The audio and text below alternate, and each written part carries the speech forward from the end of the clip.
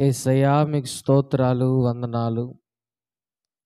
గడిచిన కాలమంతయు మీ కృపలో మీరు మమ్మల్ని జ్ఞాపకం చేసుకొని, ఈ దినమున మీరు ప్రత్యేకించి మమ్మల్ని అందరినీ సన్నిధిలో సమకూర్చి, ఇంతవరకు పాటల ద్వారా, లేఖనముల ద్వారా, సాక్ష్యముల ద్వారా మిమ్మల్ని ఘనపరచుటకై, మా ప్రార్థన విన్నపముల ద్వారా మీతో మాట్లాడుటకై మీరు ఇచ్చిన సహాయమును బట్టి మీకు స్తోత్రాలు. ప్రాముఖ్యమైన సమయంలోనికి మేము వచ్చి ఉన్నాము తండ్రి. మీ మాటలు వినుటకై ఆశ కలిగి ఉన్నాం. ఆశ గల ప్రాణం తృప్తిపరచండి. చేరిన ప్రతి బిడ్డతో మీరు మాట్లాడండి. రాలేకపోతున్న వారికి మరొక సమయం దయచేయండి. వస్తున్న వారిని త్వరగా నడిపించి నీ ఉపదేశముల ద్వారా మమ్మల్ని ఈ లోకములో జీవించుటకు నీ యొక్క సహాయమును కోరుతూ, ఇంకా అనేకులు రక్షించుటకై నీకు వాక్య సహాయమును కోరుతూ, మా కుటుంబాలు స్థిరపరచబట్టుకు నీకు వాక్య సహాయం కోరుతూ, మీ నామమునకు మా యొక్క విన్నపాన్ని తెలియచేస్తూ ఉండగా దయతో జ్ఞాపకం చేసుకొని మా ప్రార్థన ఆలకించి మా అందరితో మీరు ఉపదేశించి మీరు మహిమ పొందమని యేసు నామమున ప్రార్థిస్తూ ఉన్నాను తండ్రి. ఆమేన్, ఆమేన్. హల్లెలూయా. దేవుని పరిశుద్ధ నామమును బట్టి ప్రభు మనల్ని ప్రేమించి ఈ ఆగస్టు నెల మొట్టమొదటి ఆదివారమున 4వ తేదీ ఆయన సన్నిధిలో స్తుతించడానికి ప్రభు మనకి చేసిన సహాయమును బట్టి దేవాతి దేవునికి కృతజ్ఞతాస్తుతులు చెల్లిస్తూ ఉన్నాను.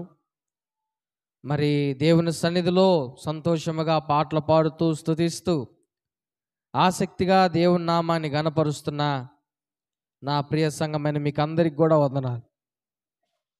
అందరికి వందనాలు.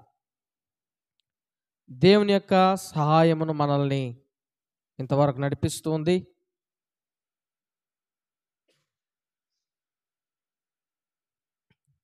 గడిచిన కాలమంతయు ఆయన కృపలో ప్రభు మనల్ని జ్ఞాపకం చేసుకుంటూ వస్తున్నారు. ఇది 8వ నెల. కాలం గడిచిపోతూ ఉంది. ప్రభు అయితే తన రెక్కల క్రింద మనల్ని భద్రపరుస్తూ ఉన్నారు. ప్రభు ఈ లోకంలో మనల్ని యథార్థవంతులుగా పుట్టించాడు. శరీరానికి లోపం ఉండొచ్చేమో కానీ మనసుకి, హృదయానికి లోపం లేకుండా ప్రభు పుట్టించాడు. కానీ మనిషి అనేకమైన తంత్రాలను గలిపించుకొని ఈ లోకంలో ఆ యథార్థతను పోగొట్టుకొని దేవునికి దూరంగా జీవించే పరిస్థితి సమాజంలో మనం చూస్తూ ఉన్నాం. ప్రత్యేకించి మనుషుడు కనిపించుకున్న తంత్రాల్లో ప్రాముఖ్యమైన పాడు చేసి లోకంలో భ్రష్టత్వంలోనికి తీసుకువెళ్ళే ఆ పొరపాటు తంత్రం ఏదైనా ఉంది అంటే సమర్థించుకునే తంత్రం. ఏంది? పూర్వం మనుషులు పొరపాట్లు చేసినప్పుడు, తప్పిదాలు చేసినప్పుడు ఒప్పుకునేవారు. ఆ పొరపాట్లని ఒప్పుకునేవారు. నేను ఈ పొరపాటు చేశాను, ప్రభువా నన్ను క్షమించు. ఇలాంటి సందర్భాల్లో బైబిల్లో మనం ఎన్నో చూస్తాం. చిన్న కుమారుడు కావచ్చు, దేవాలయం దగ్గరకు వచ్చిన ఆ సుంకరి కావచ్చు, ఇంకా ఎంతోమంది చూస్తే పాపపు స్త్రీ కావచ్చు, ఎంతోమంది భక్తులను మనం చూస్తాం. వారందరూ కూడా ఏం చేశారంటే పొరపాట్లు అనేవి ఒప్పుకున్నారు. అయితే కాలం గడిచే కొద్దీ, బాగా వినండి, కాలం గడిచే కొద్దీ మనుషుల్లో ఎలాంటి మార్పు వచ్చింది అంటే పొరపాట్లు అనేవి ఒప్పుకోకుండా సమర్థించుకోవడం ప్రారంభిస్తూ ఉన్నారు. అంటే వారు చేసిన తప్పిదాన్ని, వారు చేసిన పొరపాటును ఒప్పుకునే మనస్తత్వం మనిషికి లేకుండా పోయింది. సమర్థించుకోవడం ద్వారా మనిషి ఎలాంటి పరిస్థితిలో ఉన్నాడంటే వారి పాపములను విడిచిపెట్టలేని స్థితిలో ఉన్నారు. సమర్థించుకోవడం ద్వారా పొరపాట్లను విడిచిపెట్టలేకపోతున్నారు. ఒప్పుకుంటే విడిచిపెడతారు, ఒప్పుకోకుండా కప్పుకొని సమర్థించుకుంటే విడిచిపెడతారా? విడిచిపెట్టలేరు. ఈ రోజున మనిషి పరిస్థితి, మానవుని జీవితం చాలా దుర్భరమైన స్థితిలో ఉంది. పూర్వం చాలా కాలం క్రిందట రాజులు పరిపాలించే ఆ పరిపాలనలో ఒక గ్రామానికి ఒక సువార్తికుడు వచ్చాడు. సువార్తికుడు ఆ గ్రామానికి వస్తే ఆ గ్రామంలో సువార్తికుడు ఏమని మాట్లాడతాడంటే, ఎవరికైతే మనశ్శాంతి లేదో, ఎవరికైతే సంతోషం లేదో, ఎవరికైతే సమాధానం లేదో వారు నా దగ్గరికి రండి, మీకు సంతోషాన్ని ఇస్తానని ప్రకటన చేస్తూ ఉన్నాడు. అయితే ఆ మాటలు విన్న గ్రామస్తులు చాలామంది, అరే ఈయన ఏదో సంతోషాన్ని ఇస్తాడంట, మనశ్శాంతి కలుగుతుందంట, ఈయన దగ్గర ఏదో తంత్రం మంత్రం ఉన్నట్టుంది అని చెప్పి చాలామంది ప్రజలు ఆయన ఏర్పాటు చేసిన ఆశ్రమంలోకి, ఆ కట్టడంలోనికి వెళ్తూ ఉన్నారు. బాధతో దుఃఖంతో వెళ్ళిన వారందరూ సంతోషంగా తిరిగి వస్తున్నారు. చాలామంది నిరాశలు నిస్పృహలతో బాధపడుతున్న వారు ఆ యొక్క ప్రాంగణంలోకి వెళ్ళడం, ఏడుస్తూ ఉన్నవారు కూడా నవ్వుతా బయటికి రావడం జరుగుతూ ఉంది. అయితే ఆ ప్రాంతంలోనే ఒక భయంకరమైన పొరపాటులకు గురి అయిన ఒక వ్యక్తి ఉన్నాడు. అతనికి లేనటువంటి పొరపాటు అనేది లేదు.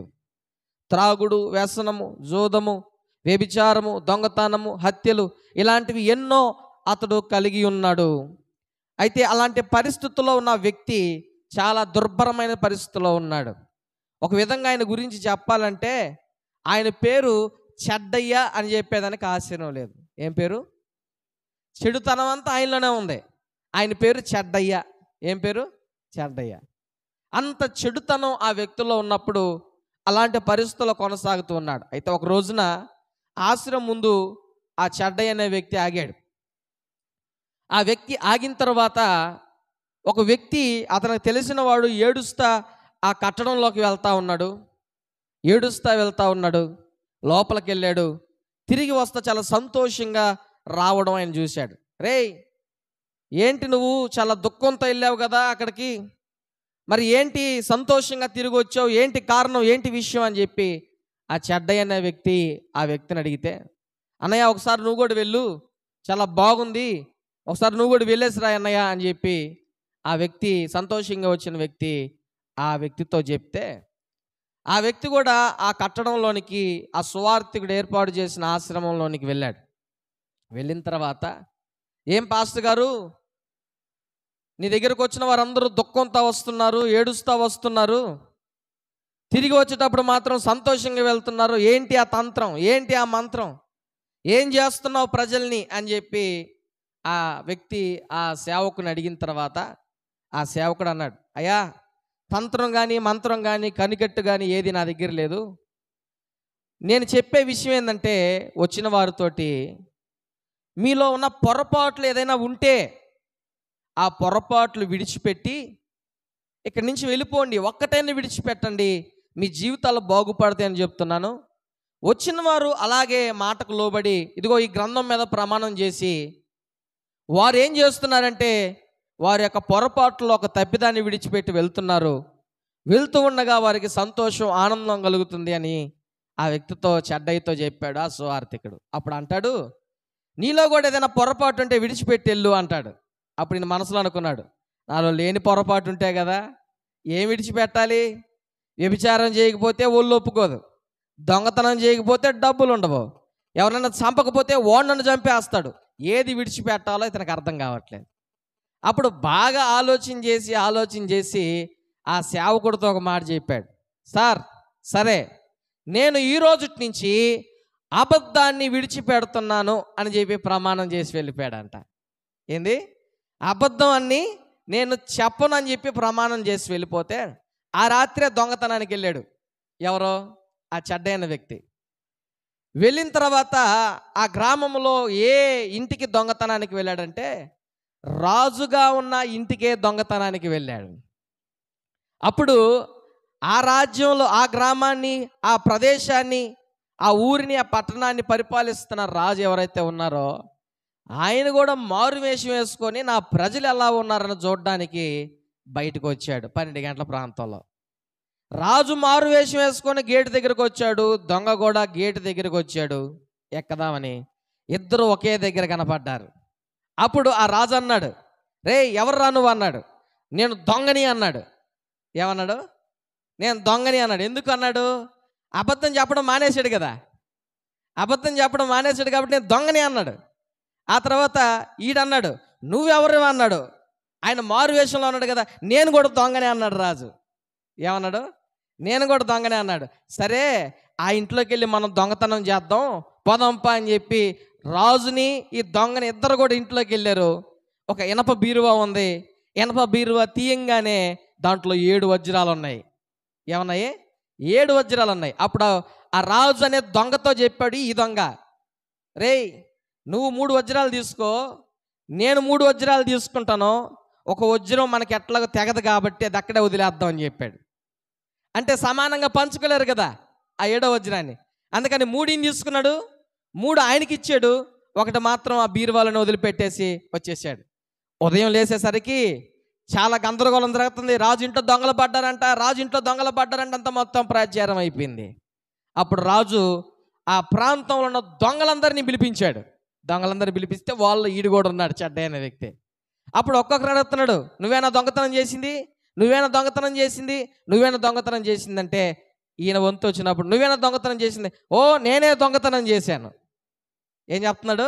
నేనే దొంగతనం చేశాను. నేనే కాదు, నాతో పాటు ఇంకొకడు కూడా ఉన్నాడు, భలే ఉన్నాడు, వాడు కూడా దొంగతనం చేశాడు. నేను 3 వజ్రాలు తీసుకున్నాను, వాడికి 3 వజ్రాలు ఇచ్చాను, 1 వజ్రం మాత్రం బీరువాలని ఉంది కాంట ఇల్లు చూడమని చెప్పాడంట. ఎవరిని? రాజుని. అప్పుడు రాజు అన్నాడు మహామంత్రితో, అరే 1 వజ్రం బీరువాలో ఉందని చెప్తున్నాడు, ఒకసారి వెళ్ళి చూసిరా పోరా అన్నాడంట. మరి మహామంత్రి వెళ్ళాడు బీరువా దగ్గరికి. ఆ వజ్రం చూడగానే దగదగ మెరుస్తూ ఉంది, చాలా అందంగా ఉంది, పెద్దదిగా ఉంది. అప్పుడు మహామంత్రి అనుకున్నాడు, వీడి దగ్గర ఇన్ని రోజులు నేను పనిచేసినా ఇటువంటి వజ్రం ఒకటి కూడా నేను సంపాదించుకోలేకపోయానని చెప్పి ఆ వజ్రం ఈ మహామంత్రి నొక్కేసి ఏమి లేదని చెప్పాడంట రాజు. ఎవరో? మహామంత్రికి. ఏమి లేదని చెప్పగానే రాజుకు అనుమానం వచ్చి, రే ఆ మంత్రి ఆ దుస్తుల్లో చెక్ చేయండిరా అని చెప్పి బట్టలు చెప్పినప్పుడు చెక్ చేయంగానే వాడి దగ్గర వజ్రం దొరికింది. అరే మహామంత్రి, ఆ రాత్రి వాడితో పాటు దొంగతనం చేసిన వాడిని ఎవరో కాదురా, ఆ దొంగని నేనే. ఇంతకాలం నా దగ్గర పనిచేసావు, నీకు నీతి విశ్వాసం అనేది లేకుండా పోయింది. వాడు కాదు అసలు దొంగ, నువ్వే అసలు దొంగవి. ఇంతకాలం నువ్వు చేసిన ఆ మంత్రి పదకి విలువ లేకుండా నీతి లేకుండా ప్రవర్తించావు. నీ పోస్ట్ కాస్త ఊస్ట్ అయిపోయింది. ఆ మంత్రి పదవి ఎవరికి అర్హుడు అంటే ఇదిగో ఆ దొంగ ఆ మంత్రి పదవికి అర్హుడు అని చెప్పి అక్కడందరూ కూడా ఆ మంత్రిని ఆ సింహాసనం మీద, ఆ దొంగని సింహాసనం మీద కూర్చోబెట్టి సన్మానాలు చేసి సత్కార్యాలు చేసి ఆ మంత్రి పదవిని ఇచ్చినప్పుడు ఆ మంత్రి ఎంతో, ఆ దొంగ ఎంతో ఆశతోటి ఆనందంతో సంతోషంతో ఉన్నప్పుడు రాజు అన్నాడంట, నేను వాడిని రాత్రి నుంచి గమనిస్తున్నా, వాడు ఒక్క అబద్ధం కూడా చెప్పలేదు. ఏం చెప్పలేదు? రాత్రి నుంచి నేను గమనిస్తున్నాను, వాడు ఇప్పటిదాకా ఒక్క అబద్ధం కూడా చెప్పలేదు.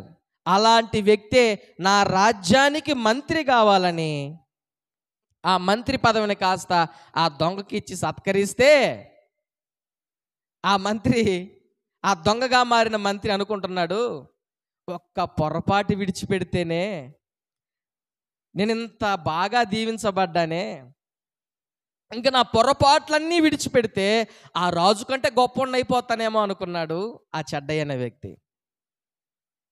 ఈ యొక్క కథలో సారాంశాన్ని మనం గమనిస్తే, మన పొరపాటుల్లో ఒక్క తప్పిదాన్ని విడిచిపెట్టినా మన జీవితం చాలా బాగుంటుంది, ఆశీర్వదకరంగా మార్చబడుతుంది.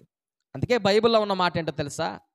అతిక్రమములు దాచిపెట్టేవాడు వర్ధిల్లడు, వాటిని ఒప్పుకొని విడిచిపెట్టేవాడు కనికరం పొందుతాడు.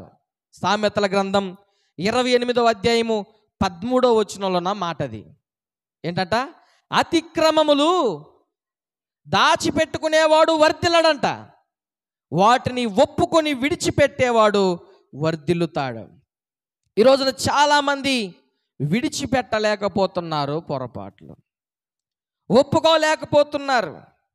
ఒకవేళ మనిషి దగ్గర ఒప్పుకోకపోవచ్చేమో, ప్రభు దగ్గర కూడా నేటి క్రైస్తవ సమాజం పొరపాట్లు ఒప్పుకొని విడిచిపెట్టలేని స్థితిలో ఉన్నారు. పోనీ ఒప్పుకున్నారా? విడిచిపెట్టారంటే విడిచిపెట్టలేదు. ఈ రోజున చాలామంది క్రైస్తవులు ఎందుకు ఆశీర్వదించబడటం లేదు, ఎందుకు దీవించబడటం లేదు అంటే వారి పొరపాట్లు విడిచిపెట్టని కారణాన. సొదొమ గురించి బైబిల్ ఏం చెప్తుందంటే, సొదొమ ప్రజలు భయంకరమైన దుష్టులు, దేవుని దృష్టిలో బహు పాపులు అని ఆదికాండము 13వ అధ్యాయము 13వ వచనములో మనం చూస్తాం. సొదొమ ప్రజలు ఎవరంట? దుష్టులంట.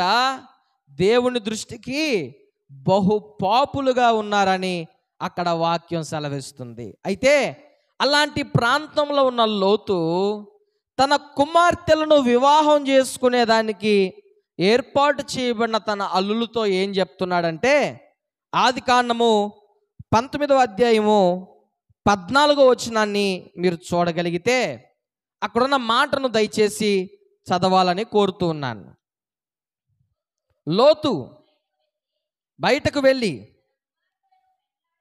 తన కుమార్తెలను పెండ్లాడనయ్యున్న తన అల్లులతో మాట్లాడి, లేండి, ఈ చోటు విడిచిపెట్టి రండి, యెహోవా ఈ పట్టణమును నాశనము చేయబోతున్నాడు. చాలండి. లోతు అంటున్నాడు తన కాబోయే అల్లులతోటి, ఈ పట్టణాన్ని విడిచిపెట్టి లేచి రండి, యెహోవా ఈ పట్టణాన్ని నాశనం చేయబోతున్నాడు. ఆ దుర్మార్గంలో నుంచి లేచి రండి, ఆ వ్యభిచారంతో కూడిన మనుషులతో నుంచి లేచి రండి, అల్లరితో కూడిన ఆటపాటల మధ్యలో నుంచి లేచి రండి, త్రాగుడు, వ్యసనాలు, బంధకాలు, జూదాలతో ఉన్న మనుషుల దగ్గర నుంచి రండి, అబద్ధాలు, మోసాలు, కుయుక్తులు, కూనీలు చేసే వ్యక్తుల నుంచి లేచి రండి అంటే తన అల్లుళ్ళకి ఆ పొరపాట్లేమో తప్పిదాలుగా అనిపించట్లేదు, కానీ తన కాబోయే మామ తనతో జోకు చేస్తున్నాడని చెప్పి, ఎగతాళి చేస్తున్నాడని చెప్పి ఆయన మాటలు వారికి హాస్యాస్పదంగా అనిపిస్తూ ఉన్నాయి. సరే, వారికి ఏమైనా తెలియదా వాళ్ళ ఊరు గురించి అంటే బ్రహ్మాండంగా తెలుసు. భయంకరంగా వ్యసనాలతో ఉన్నారని తెలుసు, వ్యభిచారంలో ఉన్నారని తెలుసు, జోదాల్లో ఉన్నారని తెలుసు, భయంకరమైన మోసగాలని తెలుసు, అన్యాయాలు చేస్తున్నారని తెలుసు, అక్రమ సంబంధాలు పెట్టుకుంటున్నారని తెలుసు, అన్నీ తెలుసు వాళ్ళకి. కానీ అక్కడి నుంచి లేచి వచ్చేదానికి మాత్రం మనసు లేదు. ఆ ప్రాంతాన్ని విడిచిపెట్టేదానికి మాత్రం వారికి మనసు లేదు. ఈ రోజున చాలామంది మనుషులు, క్రైస్తవులు ప్రత్యేకించి ఎందుకు దీవించబడటం లేదు అంటే ఆ చెడ్డయిలాగా ఒక్క పొరపాటైనా విడిచిపెట్టలేకపోతున్నారు. ఏం చేయలేకపోతున్నారు? ఒక్క పొరపాటైనా. స్వార్థికుడు అన్నాడు, నేనేం చేయట్లేదు, ఏం కనికట్లు చేయట్లేదు, ఏ తంత్రాలు మంత్రాలు చేయట్లేదు, మీరు చేసే పొరపాట్లలో ఒక్కటైనా విడిచిపెట్టి వెళ్ళండి, మీకు సంతోషం వస్తుందని చెప్పాను, అదే చేస్తున్నారు, సంతోషంగా వెళ్తున్నారు అన్నారు. ఈ రోజున చాలామంది క్రైస్తవులు ఎందుకు సంతోషంగా లేకుండా బ్రతుకుతున్నాడంటే వారి పాపాలు వీపు మీద వేసుకొని మోస్తూ ఉన్నారు, భారాన్ని మోస్తా ఉన్నారు. ఎంతగా మోస్తూ ఉన్నారంటే సంతోషం లేనంతగా, సమాధానము లేనంతగా, చాలా భయంకరమైన స్థితిలో క్రైస్తవ సమాజం జీవిస్తూ ఉంది. ప్రత్యేకించి చెప్పాలంటే దేవుని నమ్మిన వారే, దేవుని అనుసరించిన వారే ప్రజలను పాపం చేసేదానికి విచ్చలవిడిగా విడిచిపెడుతూ ఉన్నారు. ఈ మాటలు వింటున్న నా ప్రియ సంగమా, ఆలకించండి. ప్రభు ఉపదేశాన్ని ఆలకించండి. ప్రభు మాటలు మీరు ఒక్కసారి చెవిన పెట్టండి. మన పొరపాట్లు విడిచిపెట్టకుండా ఉంటే, మన తప్పిదాలు విడిచిపెట్టకుండా ఉంటే ఏ మనిషి అయినా సంతోషంగా జీవించే అవకాశం ఉండదు. ఈ యొక్క ఉదయకాల సమయంలో ప్రభు మాట్లాడుతూ ఉన్నాడు. నీ పొరపాట్లు ఒకటైనా నువ్వు విడిచిపెడుతున్నావా అని. అహరోను గురించి ఏముందో తెలుసా? ప్రజల్ని విచ్చలవిడిగా తిరిగేదానికి విడిచిపెట్టేశాడంట. ఏందంట? విచ్చలవిడిగా తిరిగేదానికి విడిచిపెట్టేశాడంట. ఈ రోజున క్రైస్తవులు సులువుగా చిక్కులు పెట్టే పాపాన్ని విడిచిపెట్టలేకపోతున్నారు. వారికి దేవుడంటే ఇష్టం లేక కాదు, అలాగని వారి పొరపాట్లు కూడా విడిచిపెట్టలేకపోతున్నారు. దేవుడు అంటే చాలా ఇష్టం, మహాప్రేమ. ఎంత ప్రేమ అంటే వారి పొరపాట్ల కోసం దేవుని విడిచిపెట్టేనంతైనా ప్రేమ ఉంది వారికి. ఈ ఉదయకాల సమయంలో గమనించండి, విచ్చలవిడిగా తిరిగేదానికి నీ కుటుంబాన్ని, నీ తల్లిదండ్రుల్ని నువ్వు ప్రోత్సహిస్తున్నావా? గుర్తుపెట్టుకో, అది నీకును నీ కుటుంబానికి బాధ కలిగించే పరిస్థితిని తీసుకువస్తుంది. మేలు చేసేదాన్ని ప్రజలు పట్టుకోవట్లేదు, వారిని బాధ పెట్టే వాటిని గట్టిగా పట్టుకుంటున్నారు.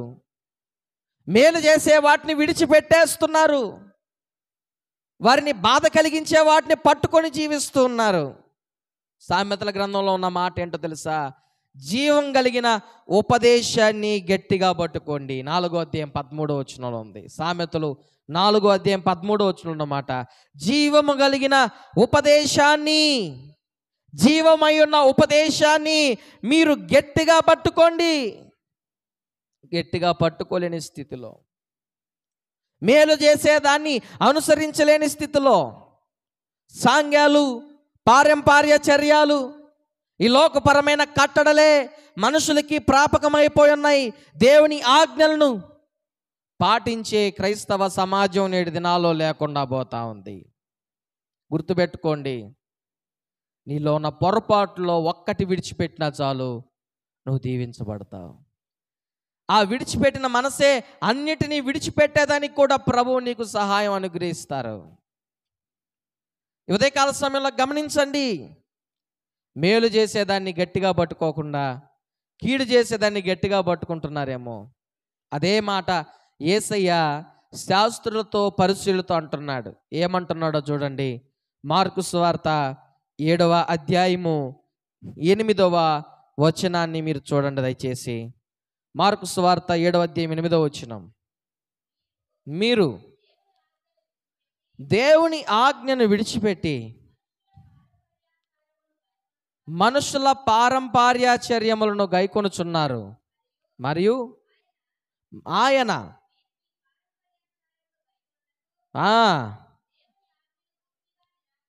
దేవుని ఆజ్ఞను బొత్తిగా నిరాకరించుదురు. హల్లెలూయా. అక్కడున్న మనుషుల గురించి ప్రభువు మాట్లాడుతున్నాడు. ఎందుకు ఆ మాటలు మాట్లాడుతున్నాడంటే, శిష్యులు చేతులు కడుక్కొనకుండా భోజనం చేస్తున్నారు. అది వారి యొక్క జాతిలో సరైనది కాదు, పెద్దలు ఏర్పాటు చేసిన కట్టడ. అయితే దాని విషయంలో అభ్యంతరం తెలిపి విమర్శ చేస్తూ ఉంటే తన శిష్యుల గురించి యేసయ్య ప్రభుతో అప్పుడు యేసయ్య మాట్లాడుతున్నాడు. మీరేం చేస్తున్నారు తెలుసా? పెద్దల పారంపర్యాచర్యములను బట్టి దేవుని ఆజ్ఞను విడిచిపెడుతున్నారు. సాంగ్యాలు, పారంపర్యాచర్యాలు ఇవన్నీ కూడా మిమ్మల్ని సంతోషంగా ఉంచలేవు. ఈ రోజున చాలామంది చాలా విషయాల్లో కరెక్ట్గా పాటిస్తారు, కొన్ని విషయాల్లో మాత్రం దేవునికి దూరంగా జీవిస్తారు. ఏం పాటిస్తారు? నల్లపిల్లి వస్తే ఆగిపోతారు, తుమ్మితే ఆగిపోతారు, దగ్గిన ఆగిపోతారు, వాస్తును నమ్మతారు. అవునా? విచిత్రం ఎట్లాగుంటుందంటే వాస్తు, ఆ వాస్తును గురించి ఈసారి మీకు చెప్తాను నేను, మీరు అర్థం చేసుకుందరు. కానీ ఈశాన్యం మూలాన బరువు పెట్టకూడదని చెప్పి మనం ఏం చేస్తాం చెప్పండి? పెద్ద బరువు పెట్టకుండా ఆడ ఏం చేస్తాం? బోరో పంపో వేసుకుంటాం అక్కడ. విచిత్రం ఏంటంటే అవతలోడికి అది ఇంకొక దారిగా మరి నువ్వు పంపేసుకున్న దగ్గర బాత్రూమ్ కట్టుకుంటాడు, సెప్టిక్ ట్యాంక్ వేసి. గమనించండి మీరు ఇంటికి వెళ్ళి. నువ్వు పంపేసిన పక్కనే వాడు ఇంకో సెప్టిక్ ట్యాంక్ పట్టుకుంటాడు. దేనికోసం? అది వాడికి వాస్తు. బాత్రూమ్ ఇటు సైడ్ ఉండాలా, నీకు వాస్తు ఏంది? ఇటు సైడ్ పంపు ఉండాలా. సెప్టిక్ నీళ్ళన్నీ కూడా నీ పంపులోకి వస్తుంటాయి. దేనికోసం? వాస్తు. ఏంటి? ఎవరు పెట్టిన ఇవన్నీ? ఎవరు పెట్టిన ఇవన్నీ చెప్పండి? మనుషులు పెట్టిన. ఈ మాత్రం బాగా పాటిస్తాం మనం. పలాన్ దగ్గరే వంటరం ఉండాలా, పలాన్ దగ్గరే రోకల బండ ఉండాలా, పలాన్ దగ్గరే చీపురు ఉండాలా, వీలైతే నిద్రపోయేటప్పుడు చెప్పులు మన ముందే ఉండాలా. ఎందుకంటే దయ్యాలు ఆగిపోతాయంట. దేనికి? ఒకవేళ దయ్యంకైనా చెప్పులు కొనిచ్చారా లేకపోతే ఏందో నాకు అర్థం కావట్లేదు. చెప్పులు చూసి దయ్యాలు ఆగిపోయేప్పుడైతే నేను ఒక షాపునే కొనిపెట్టుకోనా ఇంట్లో? మనుషుల ఆలోచనలు చూడండి ఎట్టున్నాయో, ఎంత అవివేకంగా ఉన్నాయి. సాంబ్రాన్ని వేస్తే బాద్దని, ఇంకోటి వేస్తే బాద్దని. ఏం బాధ నీలోనే ఉంటుంది అది. మనుషులు పెద్దోళ్ళు చెప్పిన వింటున్నారు అంటే వినకూడదని నేను చెప్పట్లా. ఏది వినాలా ఏది వినకూడదు అనేది కూడా ఉంటుంది. కొంచెం జ్ఞానం అనేది మనకుంది. అప్పుడంటే మోటోళ్ళు ఏంది, మనం ఏదైనా బండి కొన్నా, ఏదైనా వాహనం కొనుక్కున్నా ఒక నిమ్మకాయనో గుమ్మడికాయనో పెట్టేవాళ్ళు. దేనికి? దాన్ని తొక్కాలి. అసలు సైన్స్, దాని గురించిన సైన్స్ తెలుసా మీకు? అసలు నిమ్మకాయ ఎందుకు దొక్కించేవాళ్ళు తెలుసా అప్పుడు పెద్దవాళ్ళు? అప్పట్లో ఎద్దుల బండ్లు గుర్రపు బండ్లు ఉండేవి. అవునా? ఎద్దుల బండ్లు గుర్రపు బండ్లు ఉండేవి. అయ్యే వాళ్ళకు వాహనాలు. అప్పట్లో నిమ్మకాయని ఎందుకు తొక్కిచ్చేవాళ్ళంటే ఆ గుర్రాలు కానీ ఎద్దులు కానీ వాటి కాళ్ళలో బ్యాక్టీరియా చేరి ఫంగల్ ఇన్ఫెక్షన్ వచ్చినప్పుడు ఆ కాళ్ళు దెబ్బతింటాయని, ఈ నిమ్మకాయలో సెప్టిక్ యాసిడ్ దాంట్లో ఉన్న బ్యాక్టీరియాని తీసేస్తుందని ఆ ఎద్దుల చేత గుర్రాల చేత నిమ్మకాయని దొక్కిచ్చేవాళ్ళు. అది ఇప్పుడు ఎట్ట అయిపోయిందంటే స్కూటర్తో కూడా దొక్కిస్తే స్కూటర్కి ఇన్ఫెక్షన్ వస్తుందా? టైర్కి, బైక్ టైర్కి ఇన్ఫెక్షన్ వస్తుందా? లారీకి ఇన్ఫెక్షన్ వస్తుందా? ట్రాక్టర్కి ఇన్ఫెక్షన్ వస్తుందా? ఆలోచన చేయండి ఎంత విచిత్రంగా ఉంటాయంటే మనుషులు చేసే పద్ధతులు. ఇంత అవివేకంగా కూడా మనుషులు చెప్పింది వింటారు కానీ దేవుడు చెప్పింది మాత్రం వినరు. అదే చెప్తున్నాడు యేసయ్య ఇక్కడ. ఏం చెప్తున్నాడు? మీరు పెద్దల పారంపర్య చర్యను మాత్రం గైకొంటారు, దేవుని ఆజ్ఞను విడిచిపెడతారు. వీలైతే వాటి కోసం దేవుని ఆజ్ఞను కూడా పక్కన పెట్టేస్తారు. మీరు 9వ వచనంలో ఉన్న మాట. అలాంటి మనుషులు మీరు. తింటే అది నీ కడుపులోనికి వెళ్తుంది కానీ దాని ద్వారా నీకు ఎలాంటి ఆపద కలగదు. ఒకవేళ నువ్వు చేతులు కడుక్కోకుండా తిన్నావు కాబట్టి ఏదైనా సమయానికి జ్వరం వస్తుందో లేకపోతే ఇంకేదైనా బాధ వస్తుందో మళ్ళీ తగ్గిపోద్ది. కానీ నీ హృదయంలో ఉన్నాయే చెడ్డ మనసు, చెడ్డ గుణం, ఇతరులను బాధ పెట్టే మనసు, ఇతరులకు తగులు పెట్టే మనసు, కుటుంబాల కలహాలు పెట్టే మనసు, వ్యసనాలతో కూడిన మనసు, శరీరాన్ని అదుపు చేసుకోలేని మనసు, ఈ మనసు ఉందే ఇది నీ శరీరానికి సంతోషం లేకుండా చేసేది. ఇది నీకు శరీరానికి సంతోషం, సమాధానం లేకుండా, మనశ్శాంతి లేకుండా, కుటుంబానికి ఆనందం లేకుండా చేసేది ఇదే. దీన్ని విడిచిపెట్టలేరు మనుషులు. అదే యేసయ్య చెప్తున్నాడు.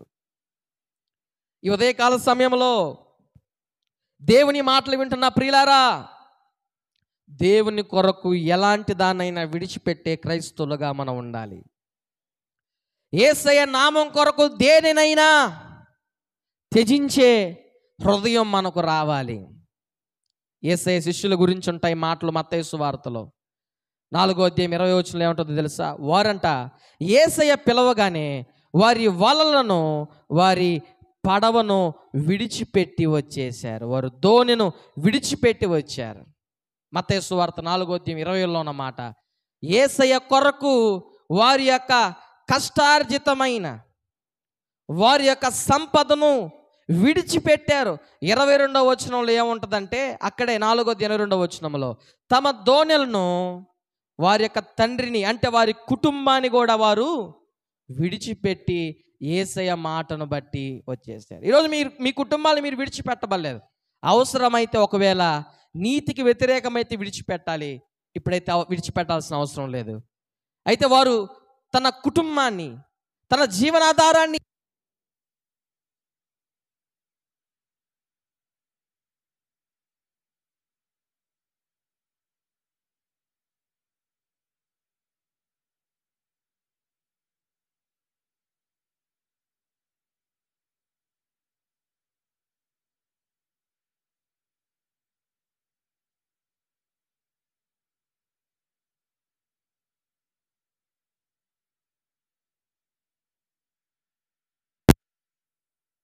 మాట వినడంలోనే వారికి సంతోషం, సమాధానం ఉందని తెలుసుకున్న ఆ యొక్క శిష్యులు ఏం చేశారంటే వారి వలలు, వారి యొక్క దోణిని, వారి కుటుంబాన్ని విడిచిపెట్టారు.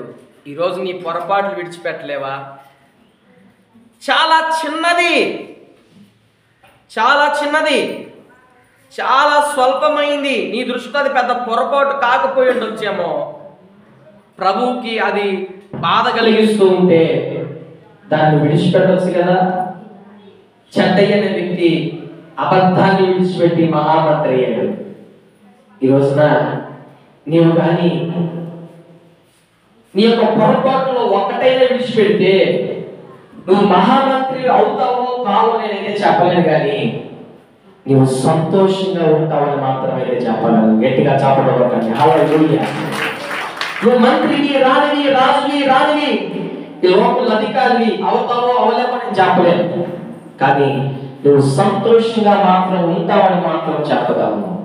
ఎందుకంటే నీ పొరపాటును విడిచిపెట్టావు కాబట్టి, నీ తప్పుదాలను విడిచిపెట్టావు కాబట్టి.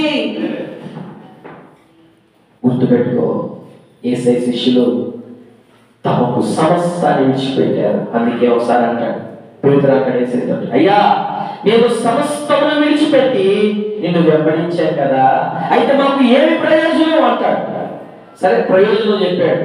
నాతో పాటు మీరు 12 సింహాసనముల మీద కూర్చొని ఇశ్రాయేలు గోత్రం 12 గోత్రాలకు తీర్పు తీరుస్తారు. సరే, అది పక్కన పెట్టేది. కానీ పేతురు మాటలు బట్టి మనకి ఏమర్థమవుతుంది? సమస్తాన్ని విడిచిపెట్టి యేసయ్య దగ్గరికి వచ్చాను, సమస్తాన్ని విడిచిపెట్టాను. నీలో ఒక్కటి విడిచిపెడితే చాలు, ప్రభు నీ జీవితాన్ని ఆశీర్వాదకరంగా మారుస్తాడు. నువ్వు చాలా పథకాల్లో ఉన్నావు, కట్లతో ఉన్నావు, సంతోషం లేకుండా జీవిస్తున్నావు. కారణం నీ పొరపాట్లు కదా, కారణం నీ తప్పుదల కదా. గుర్తుపెట్టుకో, నీ దృష్టికి చాలా స్వల్పమైంది, కానీ ప్రభు దృష్టికి బాగా కలిగిస్తుంది. అందుకే సామెతలో అన్నమాట, అతిక్రమంలో దాచిపెట్టేవాడు వర్ధిల్లడు, వాటిని ఒప్పుకొని విడిచిపెట్టేవాడు కనికరం పొందుతాడు. ఈరోజు నా కనికరాన్ని పొందుకునేదానికి నాతో కలిసి ప్రార్థన చేయండి. ప్రభు పాదాల చేత మీ పొరపాట్లు ఒప్పుకోండి, ఒక్కటైనా విడిచిపెట్టండి. ప్రభు మీ జీవితంలో గొప్ప కార్యం చేస్తారు. ఎవరైతే ప్రభు పదంలో పాలుపొప్పులు పొందుతున్నారో వారు మాత్రమే పైకి నిలిచి నిలబడండి. మిగిలిన వారందరూ కూడా కూర్చోనండి.